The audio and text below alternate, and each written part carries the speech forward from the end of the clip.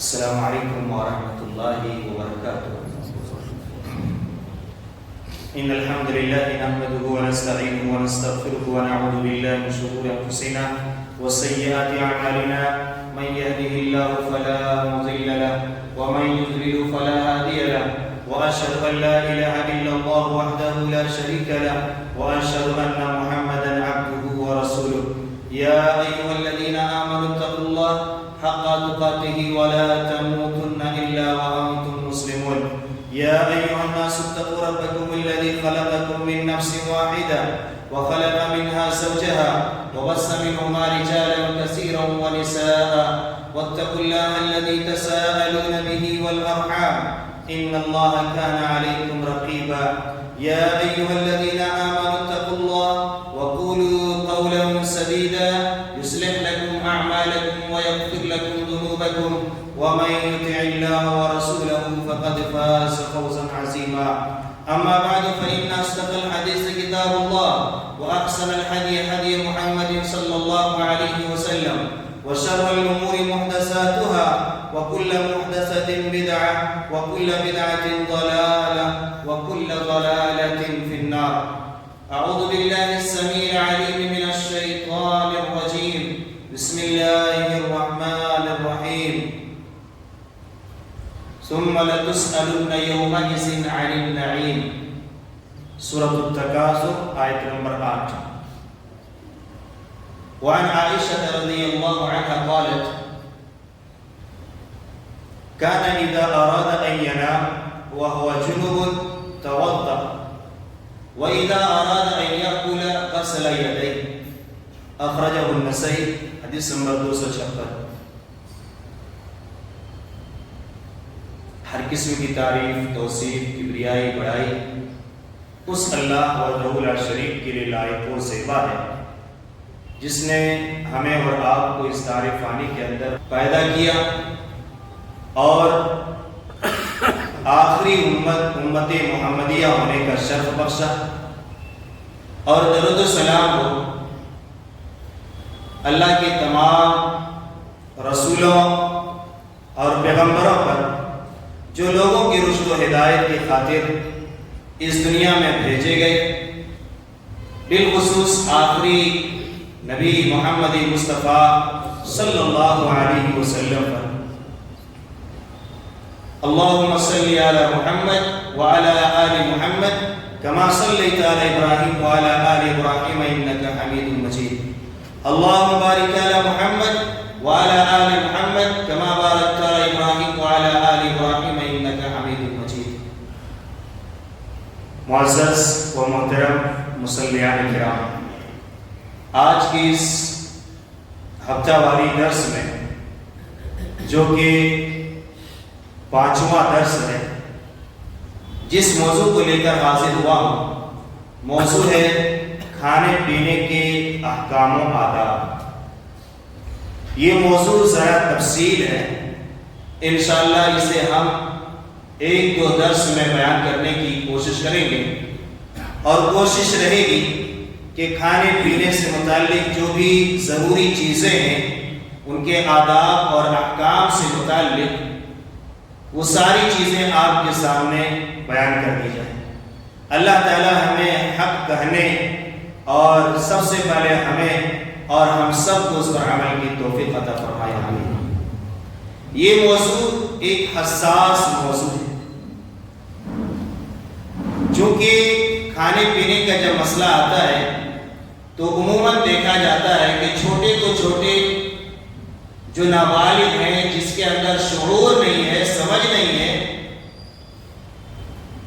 بڑے بھی اس میں بڑے غافل نظر آتے ہیں۔ ایسا لگتا ہے کہ انہیں کھانے پینے کے ذرا بھی آداب اور احکام نہیں معلوم۔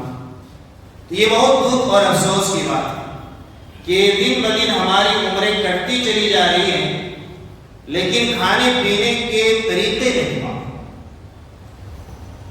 حالانکہ ہمارے کھانے اور پینے کا وہ طریقہ ہے کہ غیر بھی اگر دیکھے تو وہ اس بات کے اقرار کرنے پر مجبور ہو سکتا ہے کہ یہ مسلمان کا کھانا اور پینا ہے، یہ طریقہ ایک مسلمان ہی کا ہو سکتا ہے، لیکن ہمارے کھانے اور پینے کے طریقے کو دیکھ کر کے سامنے والے بھی فرق کرنے میں مشکل میں پڑ جاتا ہے کہ یہ ہم میں سے ہے یا کسی اور میں سے۔ نام تو اس کا عبداللہ ہے، نام تو عبد الرحمن ہے، لیکن انہیں کھانے پینے کا طریقہ بھی نہیں معلوم۔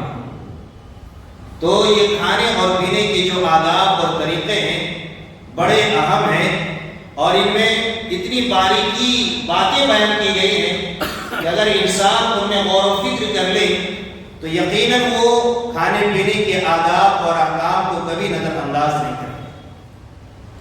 اسلام ایک کامل اور جامع ترین دین ہے،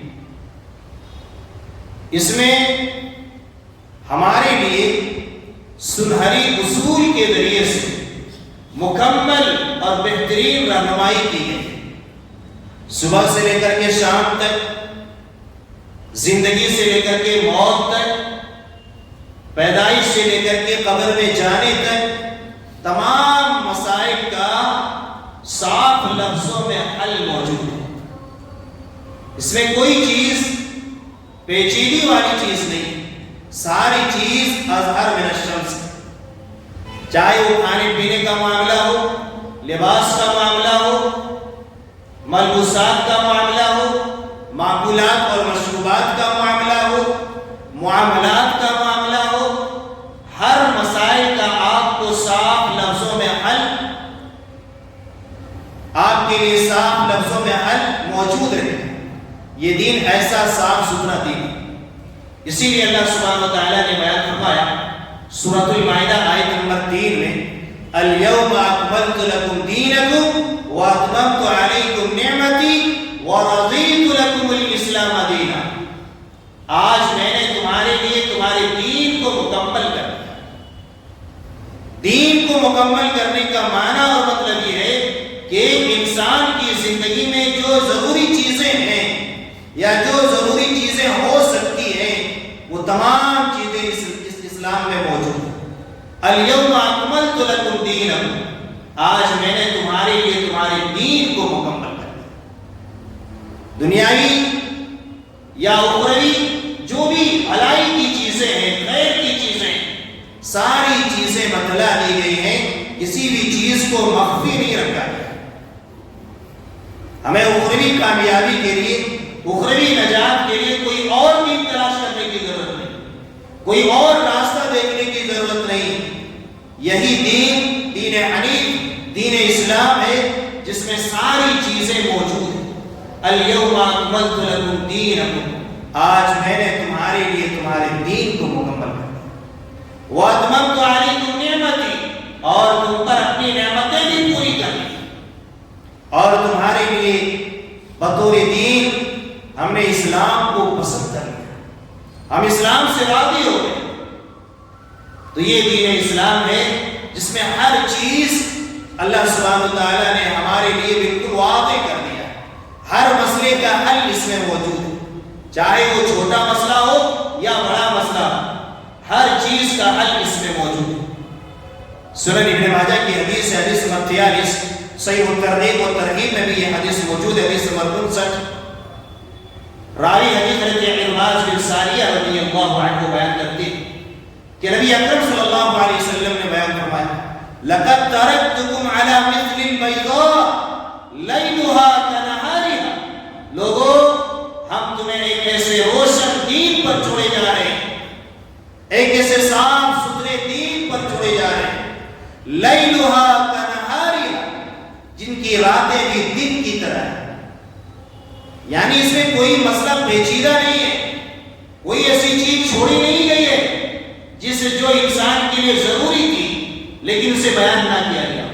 لیلها کنہارها، جن کی راتیں بھی دن کی طرح، لا یزیغ عنها الا ہالک، اس دین کی تعلیمات سے، ان کی ہدایات سے اور ان کے ارشادات سے اور ان کی رہنمائی کردہ اصولوں اور چیزوں سے وہی شخص منہ پھیرے گا جو ہلاک اور برباد ہونے والا۔ لا یزیغ عنها الا ہالک، اس دین اسلام سے وہی شخص انحراف کرے گا جو ہلاک اور برباد ہونے والا۔ یہ اتنا صاف ستھرا دین. تو روزمرہ کی زندگی میں کھانے اور پینے، عقل و شرب کو بڑی اہمیت حاصل ہے. ہم اور آپ اس کے بغیر رہ نہیں سکتے. ہمارے لیے کھانا پینا لازمی ہے. کم از کم اتنی خوراک ضروری ہے کہ جس سے ہماری سانسیں چلتی ہیں. اس میں بھی ہمیں اور آپ کو یوں ہی نہیں چھوڑا ہے شریعت مطہرہ. ہمیں کھانے پینے کے مکمل آداب اور احکام سکھلائے کہ انسان جب کھانے کے لیے بیٹھے تو جو کھانا اس کے سامنے موجود ہے وہ کوئی عام چیز نہیں ہے، رب کی بہت بڑی نعمت ہے. وہ کوئی عام چیز نہیں ہے، رب کی بہت بڑی نعمت ہے. اس لیے ان نعمتوں کا ہمیں احساس ہونا چاہیے. جو کھانا لے کر کے ہم اور آپ بیٹھے ہیں یہ اللہ تعالیٰ کی طرف سے دیا ہوا ایک بہت بڑی نعمت ہے. ایک ایک دانے میں سینکڑوں احسانات، سینکڑوں انعامات الہیہ. یہ کھانا ہمیں کون کھلا رہا؟ اللہ رب العالمین کھلا رہا. اگر اللہ نہ کھلائے تو ہم کھانے کی طاقت نہیں رکھتے، بھوکے مر جائیں گے، پیاسے مر جائیں گے اگر اللہ تعالیٰ ہمیں نہ پلائے. ہم ننگے رہیں گے اگر اللہ تعالیٰ ہمیں لباس نہ پہنائے. تو یہ سب اللہ تعالیٰ کی بہت بڑی نعمت ہے. جو کھاتے ہیں پیٹ کے اندر جاتا ہے، اگر وہ ہضم نہ ہو تو یہ بہت بڑی مصیبت ہمارے لیے. لیکن کھانا اندر جاتی ہے، اللہ تعالیٰ نے ایسا نظام رکھا ہے کہ وہ ہضم بھی ہوتا ہے. پھر اللہ سبحانہ و تعالیٰ نے اس کے نکلنے کے بھی راستے اور نظم مقرر کر رکھا ہے. اگر وہ باہر نہ آئے تو اس میں بھی ہمارے لیے دقت ہے. تو کھانا میسر ہے، یہ اللہ تعالیٰ کی بہت بڑی نعمت ہے. کھانا کھا رہے ہیں، ہضم ہو جا رہے ہیں، یہ بھی اللہ تعالیٰ کی بہت بڑی نعمت ہے. افسوس ہوتا ہے کہ لوگ اس نعمت کی ناقدری کرتے ہیں، ان نعمتوں کو یوں ہی ضائع اور برباد کر دیتے ہیں. آپ دیکھیں شادیوں کا حال دیکھیں، کتنے کھانے اور پینے کی چیزیں برباد کر دی جاتی ہیں. جتنا برباد کر دیا جاتا ہے، اگر اس رقم کو کسی غریب کے حوالے کر دیا جائے تو میں سمجھتا ہوں سال بھر کا خرچ اس کا نکل سکتا ہے. لیکن اس رقم کو ہم اور آپ کھانے پینے کے نام پر ضائع اور برباد کر دیں. اللہ تعالیٰ فرماتا ہے ثم لتسألن یومئذ عن النعیم. تم بروز قیامت اللہ تعالیٰ کی ایک ایک نعمت کے بارے میں پوچھے جاؤ. یہ جو میٹھا پانی ہم اور آپ پیتے ہیں، اگر اللہ تعالیٰ اسے میٹھا نہ بنا کر کے زہریلا بنا دے، کڑوا بنا دے، کیا ہم پی سکتے ہیں؟ نہیں پی سکتے. تو اللہ تعالیٰ نے ہمیں پینے کے لیے میٹھا پانی عطا فرمایا. کہا ثم لتسألن یومئذ عن النعیم. بروز قیامت اللہ رب العالمین تم سب سے ضرور بالضرور نعمتوں کے بارے میں سوال کرے گا، پوچھے. جو لوگ اسراف سے کام لیتے ہیں، اس طرح کے کھانے پینے کی چیزوں کو ضائع کرتے ہیں، انہیں اللہ رب العالمین سے ڈرنا چاہیے. ایسے لوگ کون ہیں جانتے ہیں؟ شیطان کا بھائی. جو لوگ اسراف سے کام لیتے ہیں، فضول خرچی کرتے ہیں، اپنے پیسوں کو ضائع کرتے ہیں، کھانے کو ضائع کرتے ہیں، پینے کی اشیاء کو ضائع کرتے ہیں، قرآن کریم نے ایسے لوگوں کو شیطان کا بھائی قرار دیا. سورۃ الاسراء آیت نمبر 27 میں اللہ تعالیٰ نے فرمایا وَلَا تُبَذِّرْ تَبْذِيرًا إِنَّ الْمُبَذِّرِينَ كَانُوا إِخْوَانَ الشَّيَاطِينِ وَكَانَ الشَّيْطَانُ لِرَبِّهِ كَفُورًا. تم اسراف سے کام نہ کرو، فضول خرچی نہ کرو، کیونکہ فضول خرچی کرنے والا، اسراف سے کام لینے والا شیطان کا بھائی ہے، اور شیطان اپنے رب کا بڑا ناشکرا ہے. گویا آپ فضول خرچی کر کے اپنے آپ کو شیطان کے فہرست میں کھڑا کر رہے ہیں، اور ان لوگوں کی فہرست میں کھڑا کر رہے ہیں جو رب کے ناشکر گزار ہیں. جو رب کے ناشکر گزار ہیں، ایسے لوگوں میں آپ اپنے آپ کو لا رہے ہیں.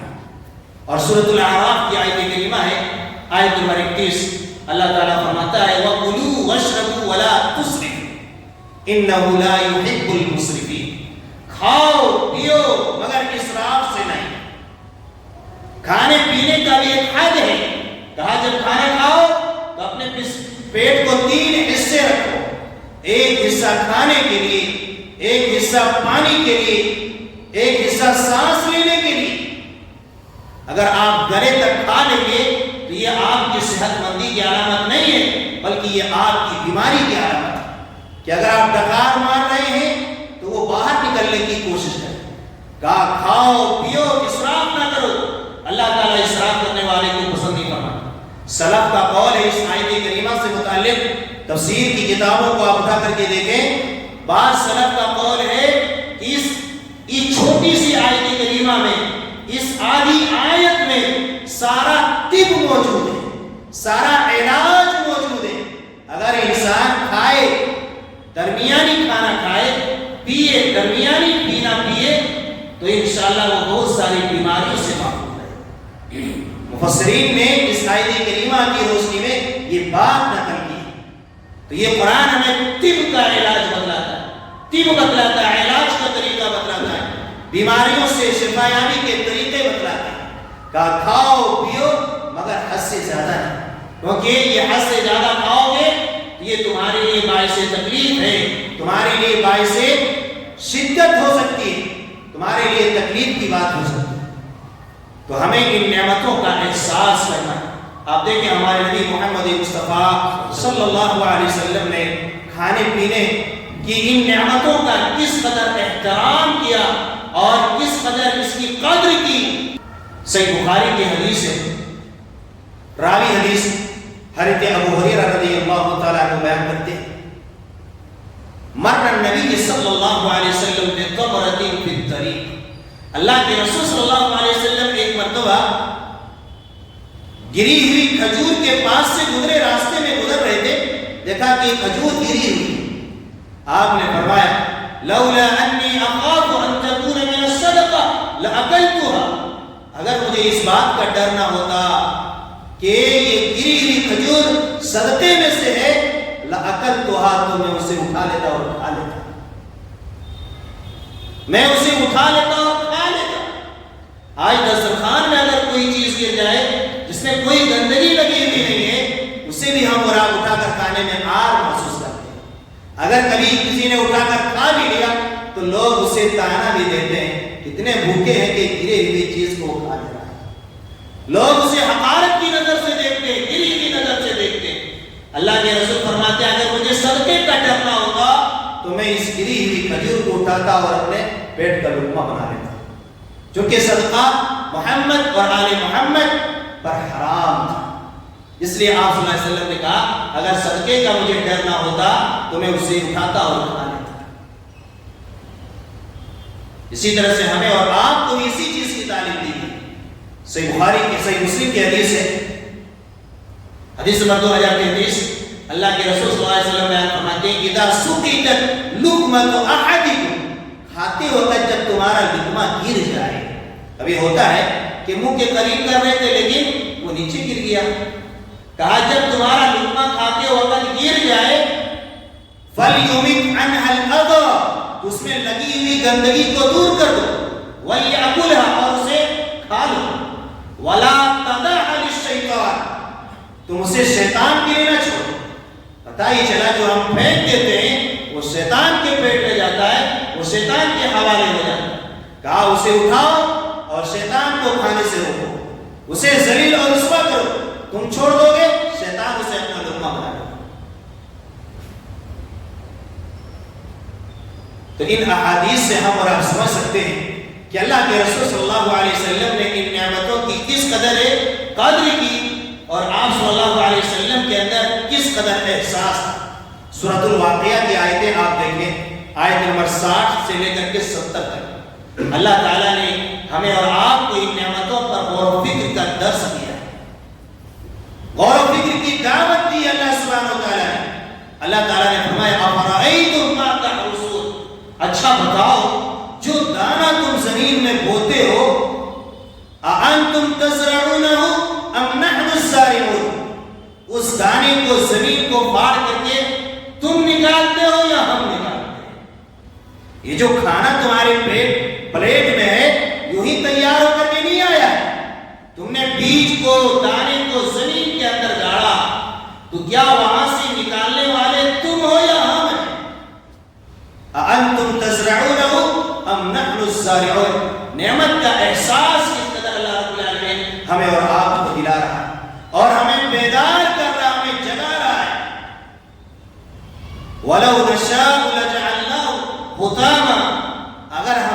چاہتے تو اسے ریزہ ریزہ کر دیتے، چکنا چکنا کر دیتے، وہ چورا چورا ہو جاتا اگر ہم چاہتے تو، زمین کے اندر گاڑنے کے بعد وہ وہی رہ جاتا، اوپر وہ کھل نہیں پاتا، اس میں پھل نہیں آتا، اس کے پودے نہیں اگتے، ان کی شاخیں تمہیں نظر نہ آتی، اس کے پھل تمہیں نظر نہیں آتے۔ اگر ہم چاہتے تو زمین کے اندر ہی اسے چکنا چور کر دیتے۔ پھر تم کہتے یہ ہماری بدقسمتی ہے، ہم تو محرومی ہیں، ہم تو بدقسمت لوگ ہیں۔ پھر اللہ تعالیٰ نے فرمایا افرأیتم الماء الذی تشربون، اچھا بتاؤ جو پانی تم پیتے ہو تم اسے بادلوں سے اتارتے ہو ام نحن المنزلون، یا ہم اسے بادلوں سے اتارتے ہیں؟ اگر ہم چاہیں تو اسے کھارا کر دیں، وَلَوْ نَشَاءُ جَعَلْنَاهُ أُجَاجًا أَفَلَا تَشْكُرُونَ، تم کیوں نہیں شکر ادا کرتے؟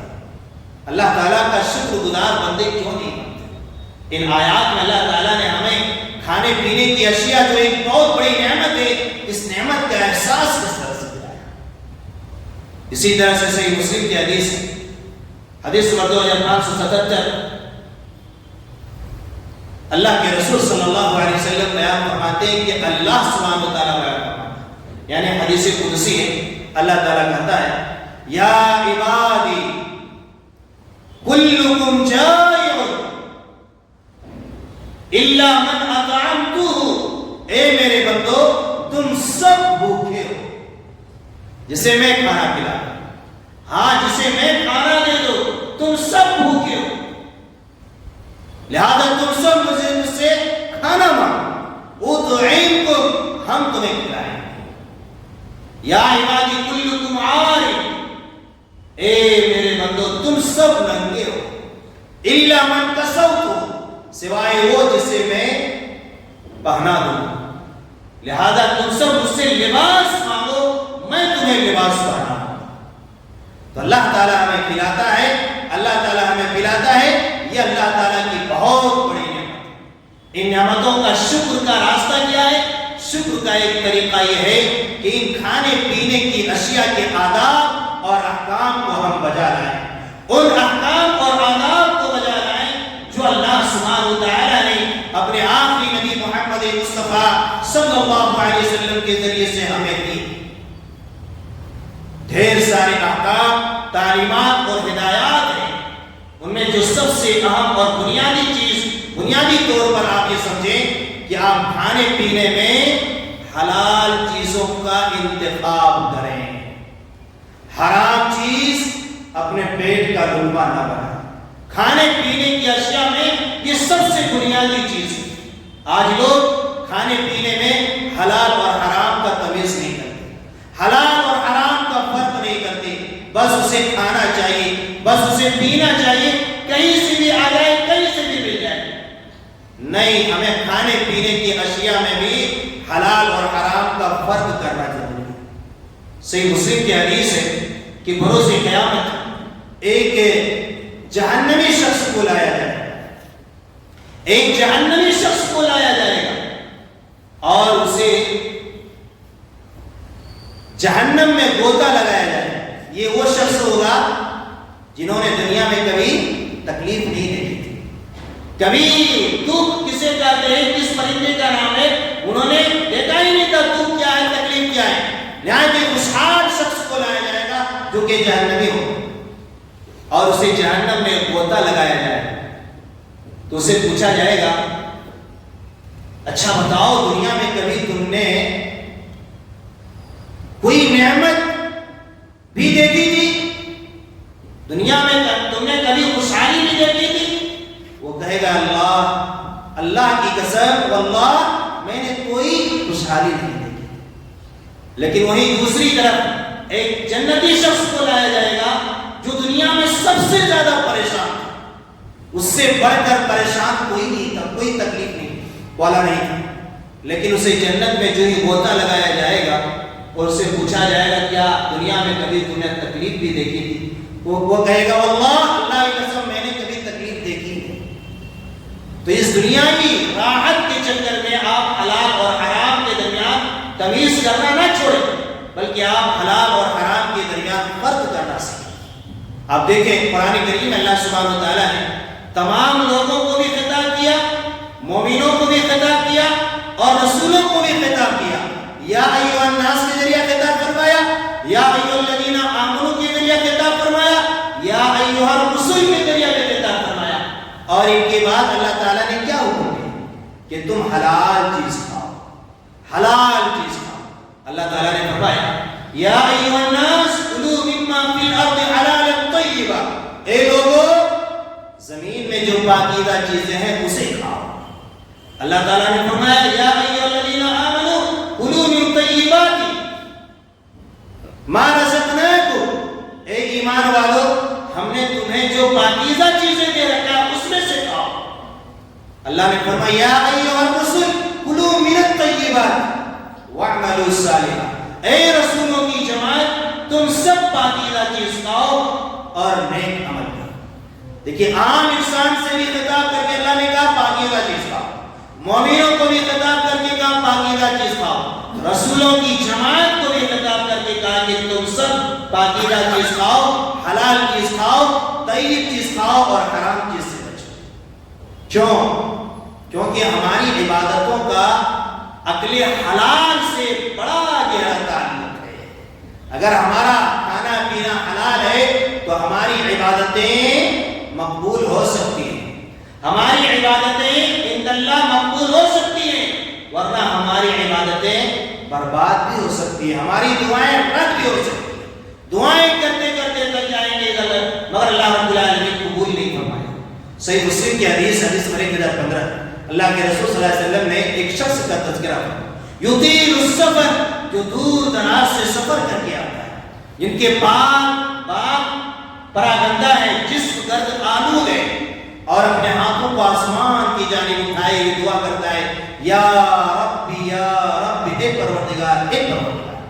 اللہ کے رسول صلی اللہ علیہ وسلم بیان فرماتے ہیں وَمَطْعَمُهُ حَرَامٌ، اس کا کھانا حرام ہے، وَمَشْرَبُهُ حَرَامٌ، اس کا پینا حرام ہے، وَمَلْبَسُهُ حَرَامٌ، اس کا لباس حرام ہے، وَغُذِيَ بِالْحَرَامِ، اس کی پرورش حرام مال سے کی گئی ہے، فَأَنَّىٰ يُسْتَجَابُ لِذَلِكَ، تو کہاں سے اس کی دعا قبول ہوگی، کہاں سے ان کی عبادتیں قبول ہوگی؟